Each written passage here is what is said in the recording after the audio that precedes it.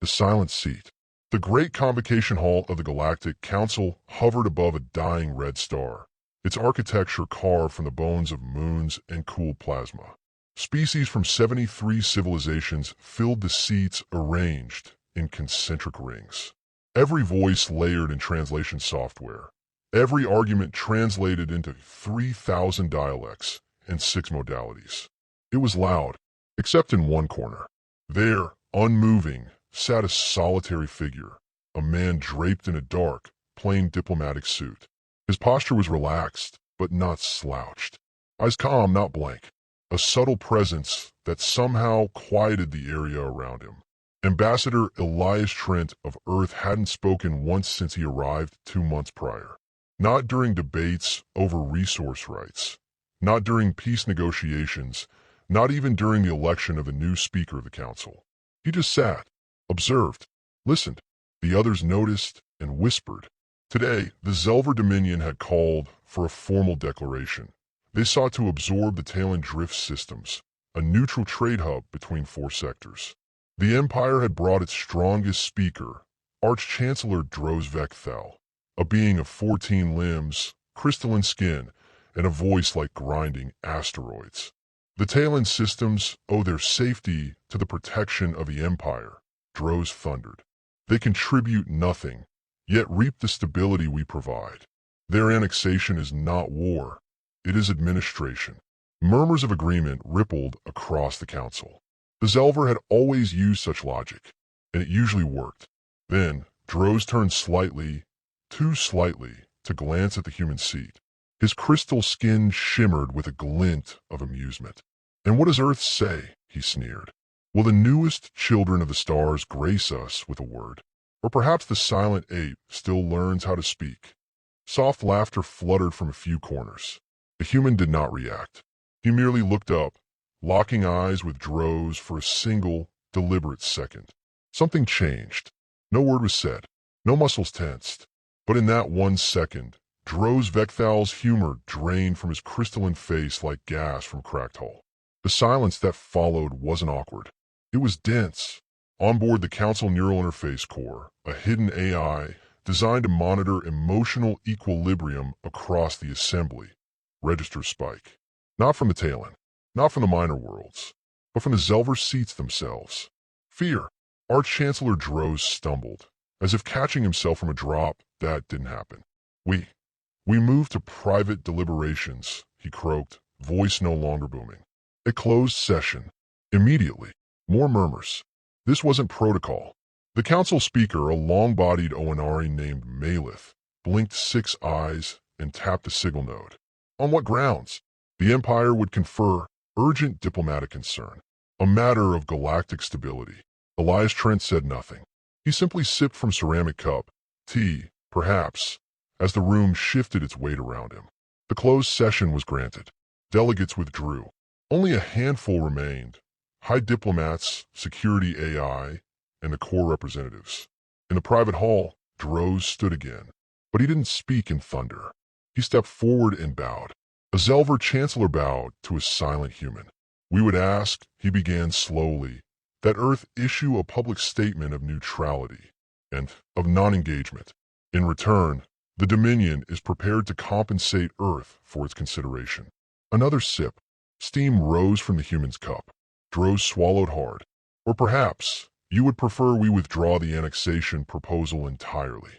Elias raised his eyes and gently set his cup down. No words, just a nod, one that could have meant anything.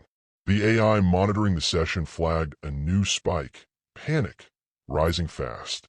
The Empire's representatives were no longer bartering. They were pleading.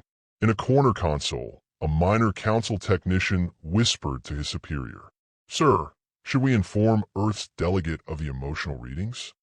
The superior glanced toward Elias and shook his head sharply. "He knows." Back in the main hall, when the doors opened again, the mood had shifted. Species who had once chuckled at the quiet human now turned their eyes toward him with caution and, in some, reverence. Whispers passed through translator fields like ghost winds. What did they see? Why did Dros bow? Did Earth threaten them? But the truth was more unnerving. Elias Trent hadn't said a word. Fear of the quiet ones. Whispers turned into rumors. Rumors calcified into stories. By the next rotation, the convocation hall wasn't discussing trade routes or border disputes. It was obsessing over Earth. Specifically, over Elias Trent, the man who didn't speak. In the Vothen Lounge, a cavernous room where ambassadors decompressed in tailored atmospheres, 3 envoys sat near a gravity well fountain, their translators synced to privacy mode. He didn't do anything, hissed the Trelkin envoy, flicking his forked tongue. He just looked, and Droz collapsed like a wet data sheet. That look, murmured the Merkin, his eyes glowing with neural light. I felt it from across the chamber, like my timeline hiccuped, like I had already lost something I didn't know I was about to risk. The third delegate, a feline-like Orshi matron, sipped from a cup and set it down with care. Have you never read the early files? The pre-admission intelligence dossiers on humanity. The others looked puzzled. She leaned in. There's a pattern. The pattern had started decades ago, back when Earth had barely earned its observer status in the galactic community. Small, bold, technologically behind, and yet curiously untouched. A pirate fleet, the Grass Marauders, had attempted to raid the human colony at Kepler 442b. Their last transmission had been a routine threat.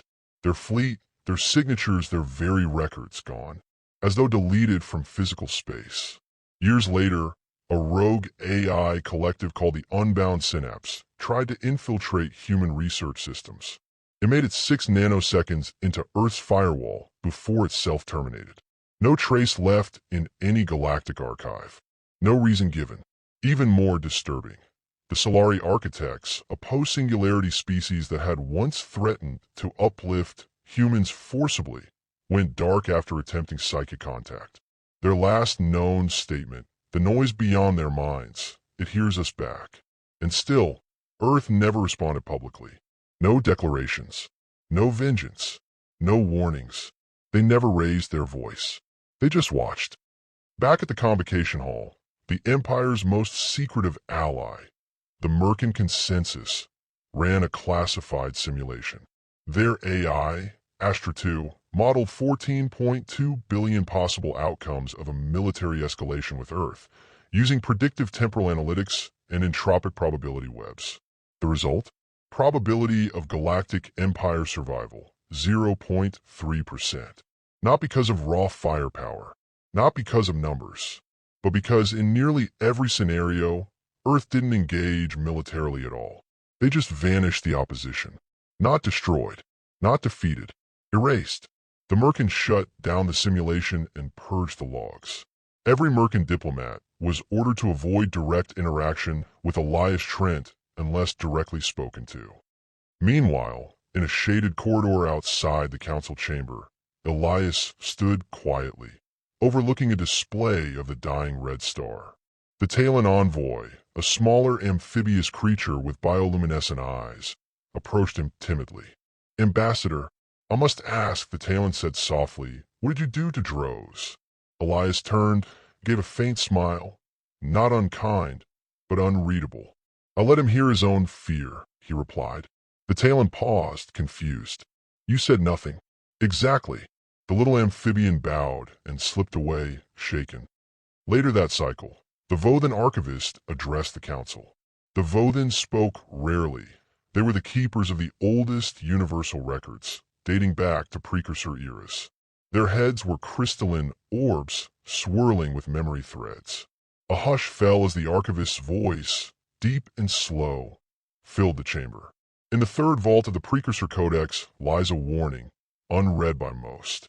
Beware the silent ape. When it watches, stars forget their fire. The precursors knew of them. Their silence is not absence. It is potential. The council went still. Droz Vekthal, visibly pale now, called a recess. His second-in-command whispered, "We must end this, before Earth chooses to care." That night, back in his quarters, Elias received a transmission.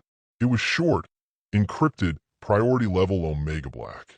He opened the holographic message. It was from the Earth Diplomatic Corps. A single word, "Stand by." He leaned back in his chair, fingers steepled beneath his chin. That word meant Earth was watching. Not intervening, not yet. but ready. A warning? A reassurance? Perhaps both. The Galactic Council reconvened the next day. The Zelver delegation appeared subdued, their flamboyant garb replaced with muted tones, their voice measured.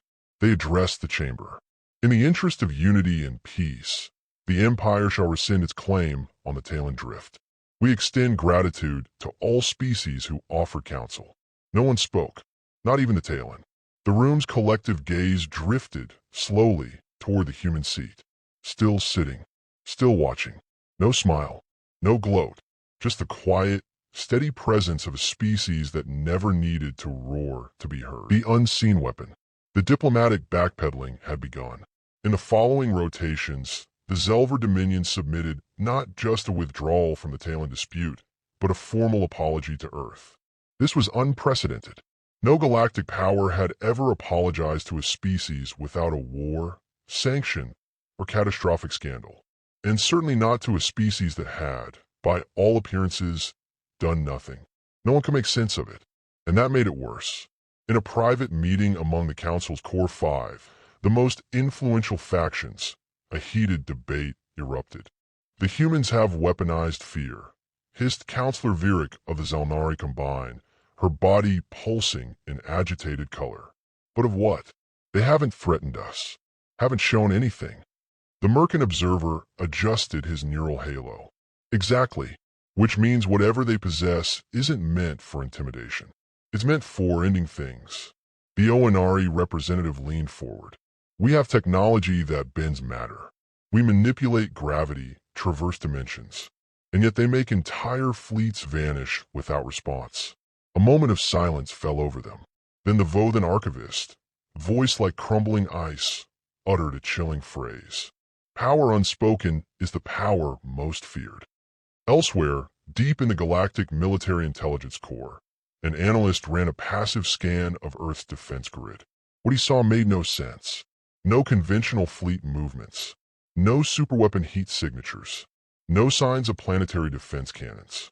And yet, buried under encrypted layers, he found flickers of something alien.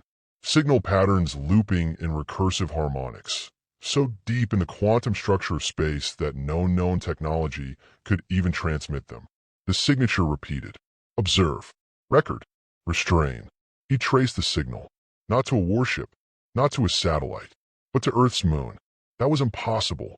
The moon had no military installations. It was considered a cultural heritage site, untouched for nearly a century. Until now, the analyst reported it. Within hours, the Galactic High Council received a message marked Eyes Only. One word stamped across it in red. Unmaking. Across the galaxy, in the secure archives of the Precursor Vaults, an old fragment was reviewed for the first time in thousands of years. It depicted a dying star system, just as ancient as the one the Council currently orbited, collapsing in on itself. But not naturally. In the final image, a dark human shape stood motionless as the star dimmed, not from death, but from intervention. Scholars had dismissed it as myth. Now, they weren't so sure. Back in the Council chamber, Elias Trent sat with the same serenity. His eyes scanned the room, not accusing, not angry, simply present. That was all it took to unnerve them. The Zelver delegation requested another private session. This time, they didn't offer compensation. They begged. We understand now, Drozvekthal said, voice barely above a whisper. We see that Earth's silence is not passive. It is intentional. Please, state your terms. Anything. Elias finally responded. A single question. Why do you assume we need anything from you? Droz blinked. Then, why intervene? We didn't. Elias tilted his head. We're still watching. Droz's skin cracked under internal pressure. He stumbled back and fell into his seat, defeated. The moment Elias exited the chamber, galactic media exploded. Speculation turned into superstition. Stories spread of human AIs that could erase timelines, of black cubes orbiting Earth that altered reality, of an ancient pact between humans and some force older than stars. The Thrax Syndicate, a war-born species that had once considered attacking a human convoy, sent an unsolicited gift. an entire star cruiser, refitted and painted in Earth's colors. Even pirates, raiders, and fringe collectives began marking their ships with white flags embedded with the Terran insignia, hoping it would protect them from whatever ghostly force had begun to haunt the void. Meanwhile, the Merkin consensus, unable to sleep with uncertainty, activated a Class Red protocol. They launched a cloaked drone into Sol system to finally scan the moon's surface. The drone didn't return. Instead, the entire star system disappeared from their sensors for 11.3 seconds. When Sol reappeared, the drone was gone, and in its place was a simple message, inscribed into the quantum pattern of their returning signal. You were warned. Back in the lounge, two minor diplomats watched Elias as he passed, expression unchanged. One, a younger envoy, whispered, "What kind of weapon do they have?" The other, older and wiser, shook her head slowly. "They don't need a weapon." "Then what's their power?" The elder diplomat exhaled. "Patience, memory, and the fact that they do nothing until you think you've won. Then they rewrite the end of the story." Back in his quarters, Elias received a final transmission from Earth's diplomatic corps. This time 2 words: proceed as normal. He nodded once, then closed his eyes. The council could continue debating territory and economics, because Earth had already decided. The galaxy would behave, or would be rewritten when silence speaks. The galaxy had changed, and no decree had been passed, no war declared. It changed the moment a human diplomat sat still. The great halls of the Galactic Convocation now bore a weight they hadn't known in centuries. A tension not born of hostility, but of reverence and dread. Elias Trent returned to his usual seat. Same relaxed posture, same soft stare, same unreadable calm. But now, whenever his eyes swept across the chamber, conversations paused. Delegates adjusted their tone. Entire factions rewrote the language of their motions to sound more careful. The galaxy had always measured power by volume. Who could shout loudest, who could threaten the most, who could conquer. Earth had rewritten the definition. Power, it turned out, was stillness. And now, every diplomat, even those who feared no war, feared the moment Elias Trent might choose to speak. In private, the Onari Council speaker, Malith, summoned Elias. She was ancient, even by her species standards. Her 6 eyes blinked slowly as he entered. "Ambassador," she said gently. "What are you?" Elias gave the faintest smile. "Human. Humans do not erase fleets, or silence empires, or send messages through void code that predates written language." Elias's gaze didn't waver. "We do. We just don't do it often." Malith lowered her voice. "Then why now?" He paused. "Because we were being measured, tested. They wanted to know where the line was. And they found it." Elias stood. "No, they found that we have one. That was enough." As word spread, some species attempted to understand Earth through culture instead of confrontation. Thousands of alien scholars began translating Terran literature. They read Sun Tzu and grew anxious. They discovered Nietzsche and grew disturbed. Then they found Lovecraft and stopped reading entirely. The idea that humans feared the unknown, but also worshipped it, created art about it, even found comfort in it, confused and terrified entire civilizations. How do you threaten a species that sees horror? It makes it bedtime storytelling. The Zelver Dominion, now humbled, tried to forge an alliance with Earth. They offered joint research initiatives, military tech exchanges, even planetary rights near the galactic core. Earth responded with a single statement: "We prefer to be left alone." The rejection wasn't cold. It was simply factual. The realization was colder. Humans didn't want to rule the galaxy. They just didn't want it to become a place where someone like the Dominion could. That restraint, that terrifying, deliberate restraint, echoed louder than any weapon ever fired. Inside Earth's private diplomatic vaults, hidden beneath the crust of old Geneva, sat an AI known only as Ward. Ward was not built for battle. It was built to observe history in real time, and to act only in one scenario, when Earth's sovereignty was challenged in ways that words could not fix. It had been activated 3 times in 140 years. This was the fourth. Ward's logs were simple. Event: Galactic Empire tests boundary. Response: silent deterrence via representative projection. Result: target destabilized. Threat level: neutralized. Next action: none. Then Ward went dormant again. It never judged, never raged. It simply watched, just like Elias Trent. One final moment would mark the end of the crisis, a moment no one would forget. During the annual Unity Convocation, where every species contributed something symbolic, art, poetry, declarations, Earth was invited to participate for the first time. The crowd held its breath. Elias stepped onto the central dais. He held no datapad, no instruments, no speech. He simply walked forward and stood still for 1 minute, then turned, nodded to the assembly, and returned to his seat. The hall was silent, not out of confusion, but understanding. In that one silent gesture, Earth had said everything. We are present. We are watching. We will act, only if you make us. And if we do, you won't understand how, or when, or even that it happened, just that it's over. From that day forward, humans were not treated as equals nor enemies. They were treated as a constant, the same way one regards gravity, or entropy, or the concept of death. Inevitable, implacable, and not to be trifled with. And still Elias Trent sat, calm, polite, quiet. He never needed to raise his voice. Because in the heart of the galaxy's most powerful chamber, every species had learned a truth they would never forget. When a human diplomat sits in silence, it means the gods of war are still asleep, and no one wants to know what happens when they wake.